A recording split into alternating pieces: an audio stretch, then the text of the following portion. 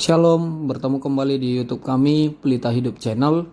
Jangan lupa tekan tombol subscribe, like, komen, dan share video kami, guna channel ini semakin banyak memberkati orang. Terima kasih. Shalom.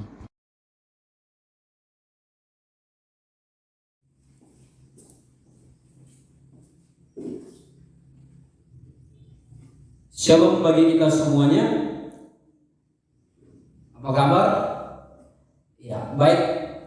Kami harap kita dalam keadaan sehat dan juga di dalam perlindungan Tuhan semata.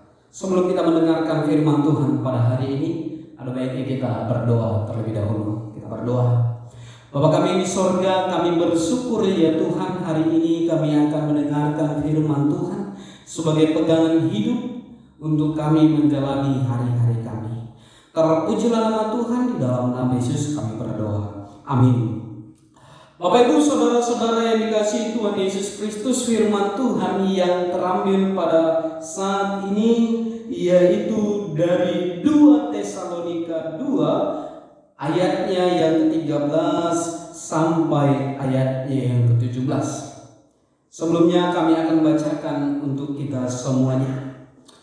Dipilih untuk diselamatkan, akan tetapi kami harus selalu mengucap syukur kepada Allah karena kamu saudara-saudara yang dikasihi Tuhan, sebab Allah dari mulanya telah memilih kamu untuk diselamatkan dalam roh yang menguduskan kamu dan dalam kebenaran yang kamu percayai. Untuk itulah Ia memanggil kamu oleh Injil yang kami beritakan, sehingga kamu memperoleh kemuliaan Yesus Kristus Tuhan kita. Sebab itu berdirilah teguh dan berpeganglah pada ajaran-ajaran yang kamu terima dari kami, baik secara lisan maupun secara tertulis. Dan Ia Tuhan kita Yesus Kristus dan Allah Bapa kita yang dalam kasih karunia-Nya telah mengasihi kita dan yang telah menganugerahkan penghiburan abadi dan pengharapan baik kepada kita, kiranya menghibur dan menguatkan hatimu dalam pekerjaan dan perkataan yang baik. Amin. Sedemikian pembacaan firman Tuhan. Bapak Ibu yang dikasihi Tuhan, tema yang kami sampaikan pada hari ini yaitu berdiri teguh dalam ajaran Kristus. Berdiri teguh dalam ajaran Kristus. Bapak Ibu saudara-saudara, pernahkah kita melihat, bahkan menyaksikan atau mengalami di dalam kehidupan kita sehari-hari tentang seorang anak kecil yang sedang belajar berdiri atau juga belajar berjalan? Iya, saat ini kami sedang mengalaminya.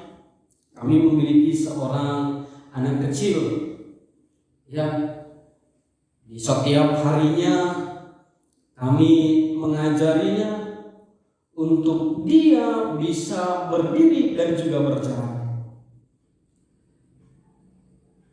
Bapak Ibu saudara-saudara yang dikasihi Tuhan, tidak mudah bagi seorang anak kecil yang baru belajar berdiri dan juga berjalan untuk langsung bisa berdiri dan berjalan. Perlu pengulangan, perlu dibiasakan belajar berdiri dan juga berjalan. Dan yang sering kami lakukan Bapak Ibu saudara-saudara, kami sering mentatah si anak kami untuk dia bisa menatahkan kakinya, menapakkan kakinya di lantai, dan juga berbagai media yang kami lakukan, yaitu di tanah, di pasir, di rumput, dan juga di lantai rumah kami. Ini yang sering kami lakukan supaya dia terbiasa memijakkan kakinya di berbagai media ini.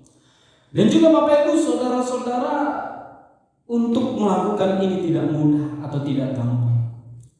Perlu kebiasaan, perlu dia berlatih secara menerus dan berulang. Agar seorang anak kecil bisa berdiri kuat, berdiri teguh, dan melakukan atau berjalan dengan lancar, dia harus memiliki kaki yang kuat untuk memijak atau untuk menopang badannya,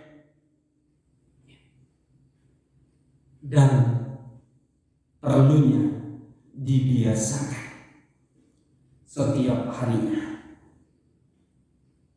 Apa kaitannya dengan firman Tuhan yang kita dengarkan pada hari ini? Kaitannya Bapak Ibu Saudara-saudara, bahwa tema kita mengajak kita untuk berdiri teguh dalam ajaran Kristus. Bahwa kita di dalam menjalani hari-hari ini harus di dalam kuatnya kita memegang ajaran Kristus itu sebagai kekuatan kita dalam menjalani hari-hari kita. Apa yang terjadi di dalam 2 Tesalonika ini sehingga Paulus mengatakan firman ini dan menuliskan firman ini kepada mereka? Ternyata Bapak Ibu Saudara-saudara, yang terjadi di dalam kehidupan orang-orang yang ada di Tesalonika pada saat itu, di mana mereka mendapati atau sedang kebingungan terhadap ajaran sesat, ajaran-ajaran nabi palsu yang sampai kepada mereka tentang kedatangan Tuhan Yesus yang kedua kalinya. Sehingga mereka bingung, orang-orang Tesalonika pada saat itu bingung untuk melakukan apa. Karena diajarkan oleh nabi-nabi palsu itu akan tiba saatnya kedatangan Tuhan. Sehingga mereka bingung dan tidak tahu mau melakukan apa.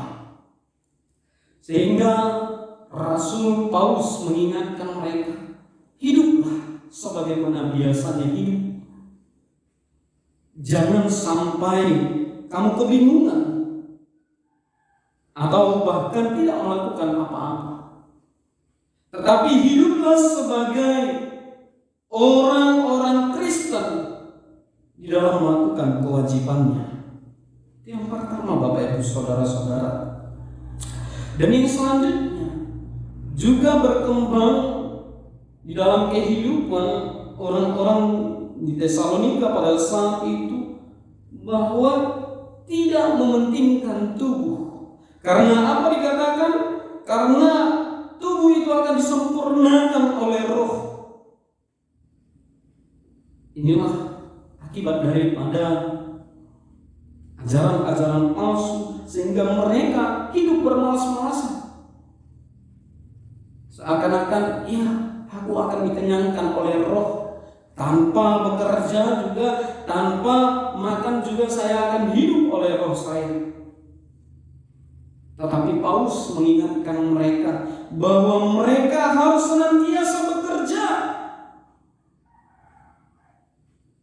dan harus mementingkan ketertiban di dalam kehidupan mereka sehari-hari. Jangan sampai tidak tertib. Dan Paulus memberikan mereka penguatan bahwa mereka adalah orang-orang yang sudah dipilih oleh Allah, sehingga mereka harus senantiasa berbahagia, bersyukur karena Allah telah memberi, karena Allah telah melayani mereka, sehingga sepatutnya mereka bersyukur kepada Allah karena mereka lepas dari kebinasaan. Hanya yang mau dikatakan oleh Rasul Paulus supaya mereka berdiri teguh terhadap ajaran Kristus yang telah mereka sampaikan secara tertulis ataupun secara lisan. Seharusnya mereka sebagai orang pilihan Allah, mereka harus berdiri teguh, berpegang teguh terhadap ajaran Kristus yang telah mereka terima. Dipilih Allah berarti mereka harus bertanggung jawab terhadap pemilihan Allah, terhadap sebagai orang-orang yang sudah dipilih Allah. Di dalam Matius pasalnya yang kelima ayat 13 sampai 16, dan juga di dalam Matius pasal 28 ayat yang ke-19 sampai 20, di mana Yesus mengatakan bahwa kamu adalah garam dunia. Bahkan juga kamu harus pergi untuk menjadikan semua bangsa menjadi muridku. Ini menjadi perintah, tanggung jawab sebagai orang-orang yang telah dipilih oleh Allah. Bukan berarti orang yang telah dipilih Allah santai-santai saja, tidak punya tanggung jawab. Yang penting saya sudah dipilih oleh Allah, saya tidak harus melakukan apa-apa. Tidak, Bapak Ibu Saudara-saudara. Tetapi sebagai orang yang sudah dipilih oleh Allah, berarti dia bertanggung jawab sebagai orang-orang yang dipilih di dalam hidupnya. Dan yang kedua juga Bapak Ibu Saudara-saudara, dipilih Allah berarti dibela oleh Allah. Itu kita lihat di dalam Roma pasal yang ke-8 ayat yang ke-33, di mana dikatakan bahwa sebagai orang pilihan berarti mereka memiliki jaminan bahwa mereka akan dibela oleh Tuhan. Mereka akan dibela, akan dituntun kepada kemenangan. Betapa beruntungnya kita sebagai umat-umat yang dipilih oleh Allah, bahwa kita akan tuntun kepada kemenangan. Kemenangan akan penderitaan, kemenangan atas masalah kita, kemenangan akan setiap pergumulan yang membuat kita penat.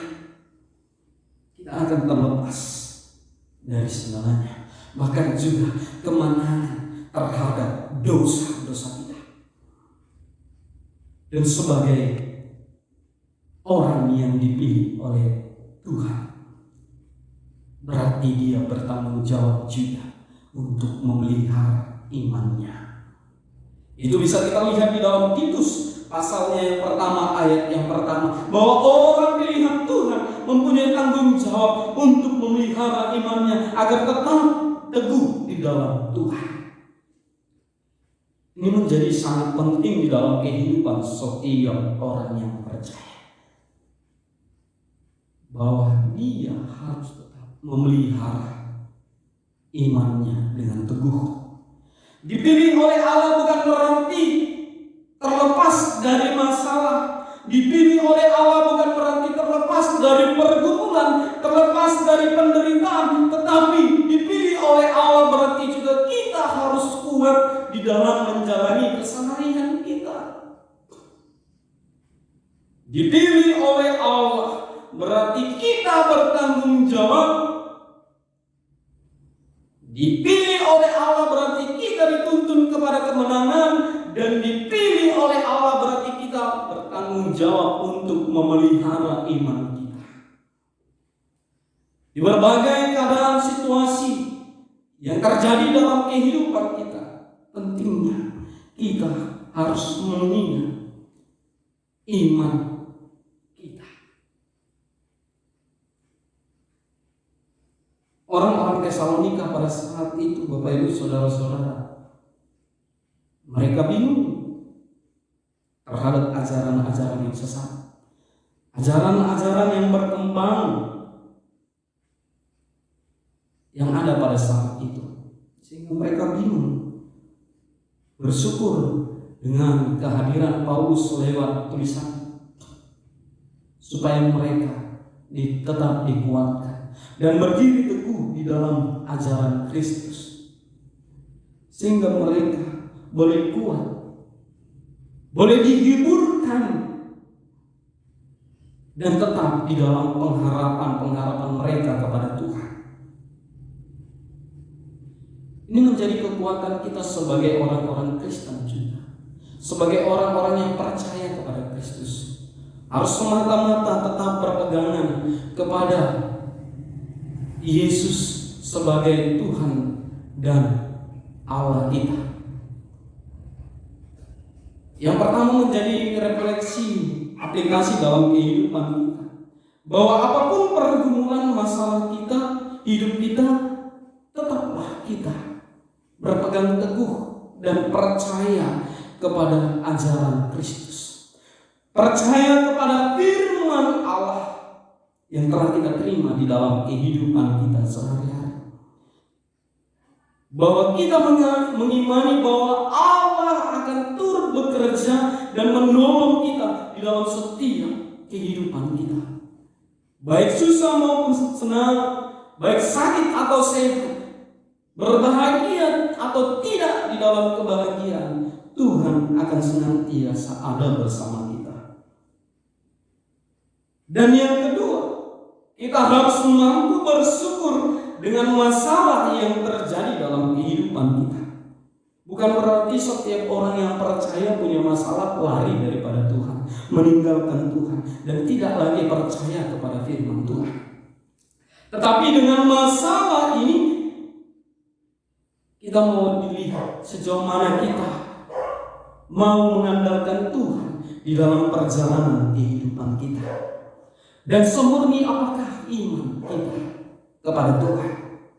Untuk itu, Bapak Ibu saudara-saudara yang dikasihi Tuhan, lewat firman ini diingatkan kepada kita untuk tetap berdiri teguh, jangan goyah di dalam iman kita kepada Tuhan, di dalam menjalani hari-hari kita. Amin. Kita berdoa. Bapa kami di sorga, terima kasih buat firman-Mu ini menjadi kekuatan bagi kami dalam menjalani hari-hari kami. Kami yakin percaya Tuhan akan senantiasa menolong kami.